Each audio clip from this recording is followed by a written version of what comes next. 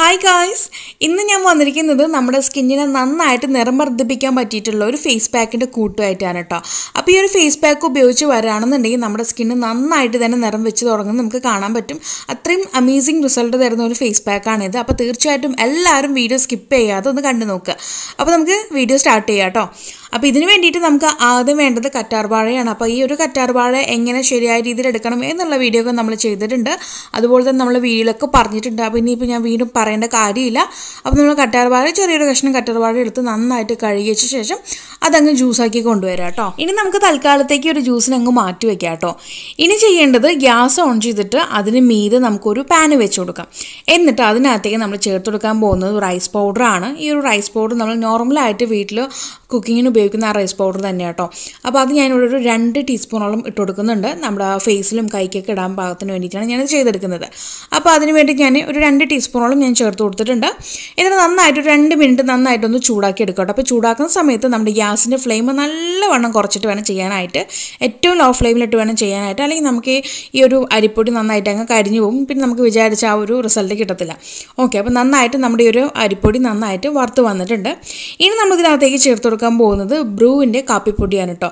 അപ്പോൾ നിങ്ങളുടെ കയ്യിൽ ഏതാണോ കാപ്പിപ്പൊടി ഉള്ളത് അത് ഇഷ്ടമുള്ളത് നിങ്ങൾക്ക് ചേർക്കാം. അപ്പോൾ ഞാനിവിടെ ബ്രൂ ആയിരിക്കും കുറച്ചുകൂടി നല്ല കേട്ടോ. നമ്മൾ ബ്രൂ ഉപയോഗിക്കുമ്പോഴാണ് നമ്മുടെ സ്കിന്നിന് നന്നായിട്ട് കളർ വെച്ചതായിട്ട് നമുക്ക് ഫീൽ ആവുന്നത്. അപ്പോൾ അതിൻ്റെ പേരിൽ ഞാൻ ബ്രൂവിൻ്റെ കാപ്പിപ്പൊടിയാണ് ഇവിടെ എടുക്കുന്നത്. അതൊരു കുഞ്ഞു സ്പൂണിൽ 1 സ്പൂണോളം ഇതിനകത്തേക്ക് ചേർക്കുന്നുണ്ട്. അപ്പോൾ 2 ടീസ്പൂൺ നമ്മുടെ റൈസ് പൗഡർ, 1 ടീസ്പൂൺ നമ്മുടെ കാപ്പിപ്പൊടി. അപ്പോൾ ഇതും കൂടി ചേർത്ത് നന്നായിട്ട് ഒന്നും കൂടി ഒന്ന് റോസ്റ്റ് ചെയ്തെടുക്കാം. ചെറിയ രീതിക്ക് ഇട്ട് നന്നായിട്ടൊന്ന് ഒരു മിനിറ്റ് ഒന്ന് ചൂടാക്കിയെടുക്കാം. അതിനുശേഷം നമ്മൾ ഇതിനകത്തേക്ക് ചേർത്ത് കൊടുക്കാൻ പോകുന്നത് ഇത് നമുക്ക് മിക്സ് ആവാൻ വേണ്ടി പാകമായിട്ടുള്ള വേണ്ടിയിട്ട് നമുക്ക് തൈര് ചേർത്ത് കൊടുക്കാം. ഞാനിപ്പോൾ ഇവിടെ തൈര് ചേർക്കുന്നത്. ഇനിയിപ്പോൾ നിങ്ങളുടെ ഒരു പക്ഷേ തൈര് ഇല്ലാന്നുണ്ടെങ്കിൽ നിങ്ങൾക്കിവിടെ പാല് ചേർത്ത് കൊടുക്കാം കേട്ടോ. നമുക്ക് ഈ ഒരു റൈസ് പൗഡറും കാപ്പിയുടെ പൗഡറും കൂടി മിക്സ് ആവണം.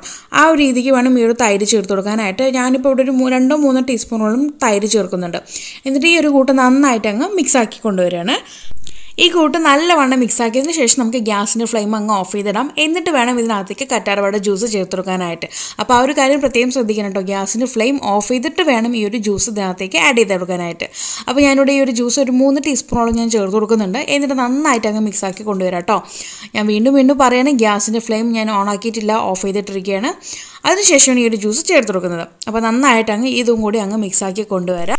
ഈ ഒരു കൂട്ട് നന്നായി മിക്സ് ആക്കിയതിന് ശേഷം ഞാനിതങ്ങ് വേറെ ബൗളിനകത്തേക്ക് അങ്ങ് മാറ്റി കൊടുക്കുകയാണ്. എന്നിട്ട് ഇതിനകത്തേക്ക് നമ്മൾ ഒരു കാര്യം കൂടി ചേർത്ത് കൊടുക്കുകയാണെന്നുണ്ടെങ്കിൽ നമ്മുടെ ഈ ഒരു കൂട്ട് റെഡി കേട്ടോ. അത് വേറെ ഒന്നുമല്ല, തേനാണ്. നിർബന്ധമില്ല, പക്ഷേ ചേർത്ത് കഴിഞ്ഞാൽ നല്ല റിസൾട്ടായിരിക്കും നമുക്ക് കിട്ടുക.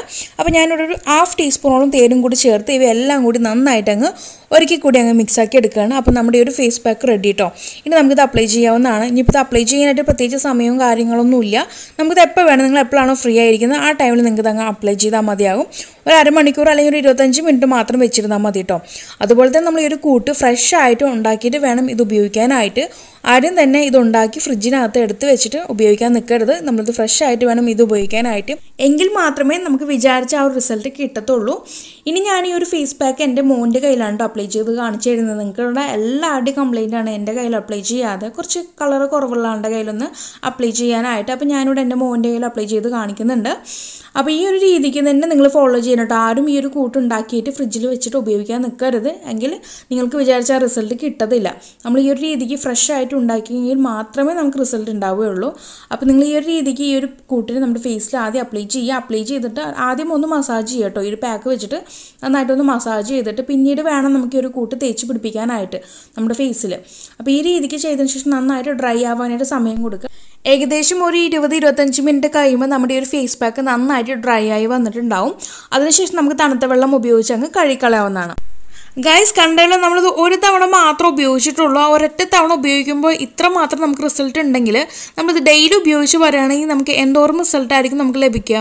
അപ്പോൾ തീർച്ചയായിട്ടും എല്ലാവരും ഈ രീതിക്ക് തന്നെ ഫോളോ ചെയ്ത് വരിക. ആരും തന്നെ ഇത് ഫ്രിഡ്ജിൽ ഉണ്ടാക്കി സൂക്ഷിച്ച് ഉപയോഗിക്കരുത്. ഫ്രഷ് ആയിട്ട് ഉപയോഗിക്കാനായിട്ട് ശ്രദ്ധിക്കുക. അപ്പോൾ തീർച്ചയായിട്ടും എല്ലാവരും ഒന്ന് ട്രൈ ചെയ്ത് നോക്കുക. ട്രൈ ചെയ്തതിന് ശേഷം നിങ്ങളുടെ വിലയേറിയ അഭിപ്രായങ്ങളും നിർദ്ദേശങ്ങൾ താഴെ കമന്റ് ബോക്സിൽ ആഡ് ചെയ്യാൻ മറക്കരുത്. അപ്പോൾ ഇനി ഒരു പുതിയ വെറൈറ്റി വീഡിയോയുമായി വരുന്നവരേക്കും tata bye bye from Shamna.